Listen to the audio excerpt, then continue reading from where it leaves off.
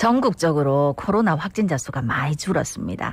어제 부산에서도 전주 대비 5천 명이나 줄어든 14,000여 명이 나왔지요. 확산세가 한풀 꺾였다는 이야기가 나오면서 앞으로 거리두기가 완화될 걸로 기대되고 있습니다. 그런데 또 봄철 나들이 객이 몰릴 걸로 예상이 되면서 또 늘어나는 건 아닌가 걱정인데 관련해서 자세히 알아보겠습니다. 예, 동아대 감염내과 정동식 교수 전화 연결돼 있습니다. 안녕하십니까? 안녕하십니까? 네, 안녕하세요. 자, 어제 0시 기준으로 부산에서 이 코로나19 신규 확진자가 14,445명이 나왔습니다. 좀 진단해 주실까요? 네, 토요일 발생했던 신규 코로나 발생 환자 수가 일요일 날 이제 발표가 되는데요. 그래서 어제 한 14,000명 정도가 발표돼서 한 주 전에 이제 일요일을 보면은 3월 20일이었는데 그때 19,000명이었고요. 예. 그 전 또 한 주에 3월 13일은 33,000명이었는데 그때가 아마 정점이었던 거거든요. 일요일 날 발생한 걸로는. 예. 그래서 보면은 19,000이니까 거의 한 2만 명 되죠. 32,000. 예. 그리고 이제 어제 14,000 정도 거의 이제 2주째 일요일 날 발표하는 신규 확진자 수가 감소하고 있거든요. 네. 그래서 이번 주 수요일이나 목요일 신규 확진자 발생 수를 보면 확실한 감소세 추세로 꺾였다는 게 이제 보일 걸로 예상이 될 것 같고요. 네.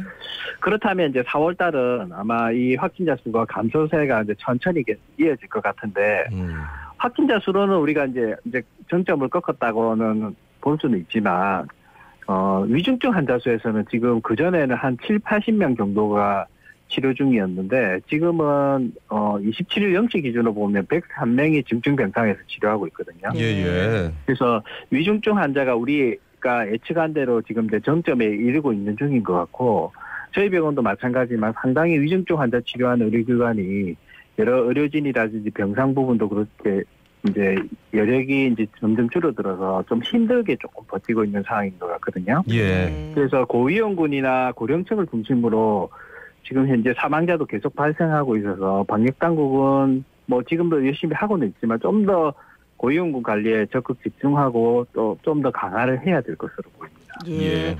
교수님 이제 이번 주 목금 상황을 봐야지 확실히 알 수 있을 것 같다 하셨지만 그래도 지금 좀 정점을 지났다고 봐도 될까요? 네. 거의 뭐 전국은 60만이고 부산은 4만 정도 신규 확진자 수가 발생하고 나서는 그 이후에는 이제 계속 줄어들고 있는데요. 네. 그래서 전국적 수치도 그렇고 전국적 수치도 뭐 거의 지금 한 30만 대 좀 이르고 있고 부산도 이제 10,000명대로 이르고 있어서 확실히 정점은 지났다고 봐야 될 것 같습니다. 예. 그러니까 정점이냐 아니냐 이걸 가지고 이제 사회적 거리두기를 더 완화하느냐 하지 않느냐 이게 결정이 되는 건데 그런 판단을 하기 전에 좀 무색하게 하는 요즘 정말 많은 분들이 이제 일상으로 좀 돌아간 느낌으로 생활을 하시는 분들이 많거든요.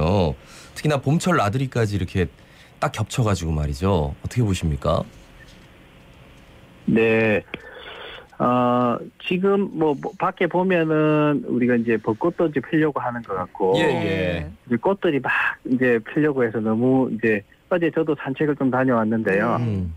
지금은 이제는 방역 수칙을 좀 지키면서 이제 야외 활동도 조금씩 해도 되지 않을까라는 생각이 들긴 하거든요. 물론 많이 확산이 되고 아직도 여전히 안전한 상황은 아니긴 하지만 조금 이런 방역 수칙을 지키면서 조금 활동은 해도 되지 않을까 싶은데 아마 이번 주 금요일에 중대본 회의에서 아마 거리두기에 대해서 결정이 좀 이뤄질 걸로 보이는데요. 네.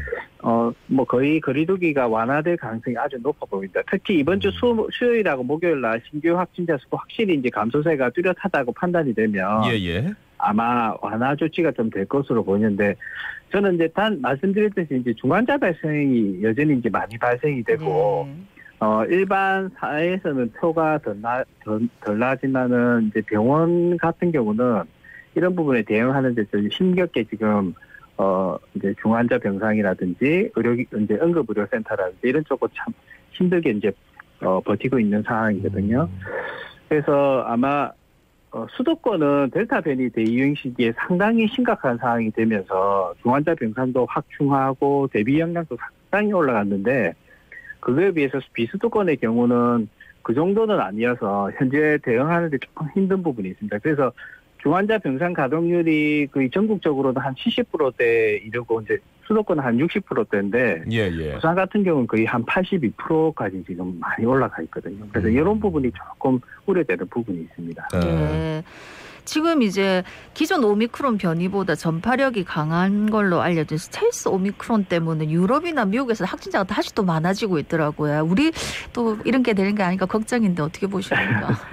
결국은 이제 뭐 우리나라도 이제 영향을 받을 수밖에 없는데요. 특히 유럽하고 미국 같은 경우는 기억나다시피 12월 달하고 1월 달에 상당히 오미크론이 유행되면서 상당히 많은 확진자가 발생이 되고 그 이후에는 많이 이제 감소세로 떨어졌는데 최근에 보면은 이 이제 BA2 오미크론 뭐 이제 애칭으로는 뭐 스텔스 오미크론이라 하는데 이게 이제 좀 더 늘어나면서 심지어는 영국 같은 경우는 거의 100%가 돼버렸거든요.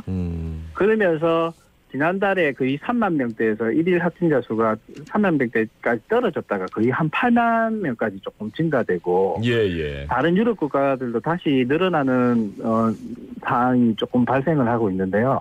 결국은 이제 이게 30% 전파력이 기존 오미크론보다 BA2 오미크론이 높다 보니까 상당히 전파력이 좀 영향을 미치는 것 같고요. 근데 우리 국내 같은 경우는 이 기존 오미크론하고 이 BA2 오미크론, 스텔스 오미크론이 동시에 지금 유행을 하고 있어서 뭐 향후에는 점점 스텔스가 늘어날 가능성이 많은데 이 덕분에 아마 이 영향으로 코로나 확진자 수 감소가 아주 이제 서서히 떨어지게 되는 요인이 되는 걸로 판단을 하고 있습니다. 그 말씀을 들으면 이제 서서히 떨어지긴 하겠지만 또 급격하게 오르진 않을 거다. 왜냐하면 같이 유행을 하니까 지금 당장. 그런 말씀 맞습니까? 예.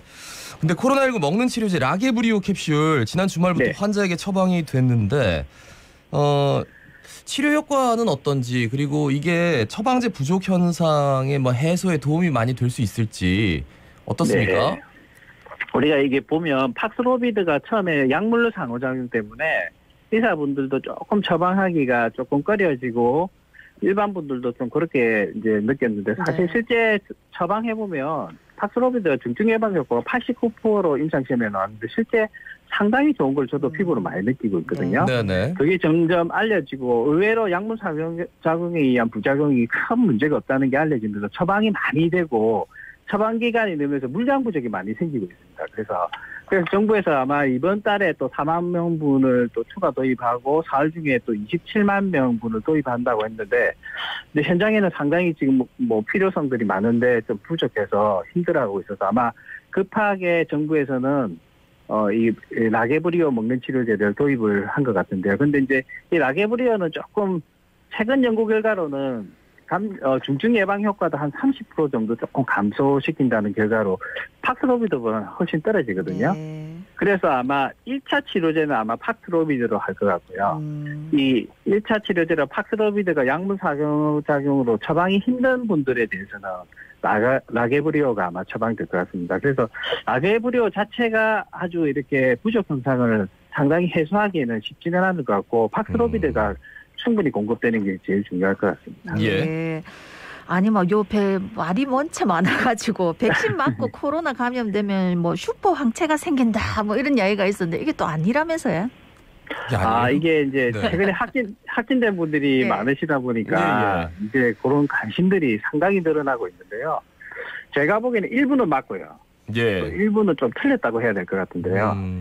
이게 뭐냐면 백신을 우리가 2차를 맞든지 또 3차 접종을 하고 나서 코로나에 감염이 되면 이 백신을 통한 면역이 어느 정도 형성돼 있는 데다가 이렇게 자연 감염이 되면은 몸 안에 또 자연 감염으로 인한 면역이 함께 이루어지게 되거든요. 그런 경우에 연구 결과 보면 중화항체 수치가 상당히 많이 올라갑니다.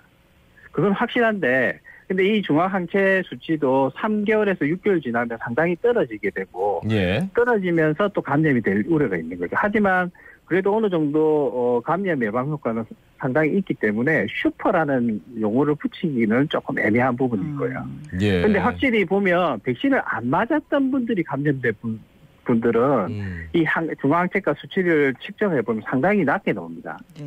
그래서 나는 감염됐기 때문에 백신 접종을 그전에 하지 않았다. 그리고 향후에 필요 없다라고 생각하시면 안 되고 꼭 접종을 하시는 게 좋다고 보시면 됩니다. 그리고 한 가지는 이전에 또 알파 변이나 델타 변이에 감염됐던 분들은 이 지금 현재 오미크론에 재감염될 가능성이 상당히 좀 있거든요.